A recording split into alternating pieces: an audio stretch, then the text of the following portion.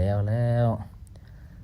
ล้างก็หลายน้ำตืบเนาะ4 น้ำ5 น้ำจนที่สะอาดหมดแล้วนี่นะ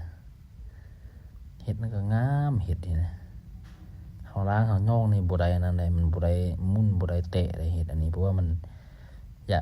ยาบๆแข็งๆนิดนึงนะเห็ดอันนี้นะแบบว่าเอาไปนึ่งบดแล้วว่าต้มแล้วแล้วว่าเขาตำละเอียดหมกนะแบบว่าเอ็นหมกเอาซื้อไข่บ่ซื้อเลยหมกซื้อตองหั่นซื้อไฟหั่นจังได้กินเนาะคันบ่ซื้อไฟก็สิบ่ได้กินนั่นแหละว่าไปกินแล้วเนาะเพิ่นก็สาวล้างๆเฮาก็จะซอยเต็มที่อยู่แต่ว่าเฮาเจ็บมือเอาไว้แล้วเฮาเจ็บมือก็ได้หลายอยู่เด้อันที่ว่าก็ได้จนว่าสิเต็ม3หมดแล้วอันเรื่องขั้นตอนสุดท้ายแล้วเนาะพอล้างมันซ่อมได้ดีแล้วมันก็จะเอาไปใส่ถุงให้มันเสด็จน้ำแล้วจะเอาไปเอือบเกลือเอือบเพียงนัวแล้วก็นึ่ง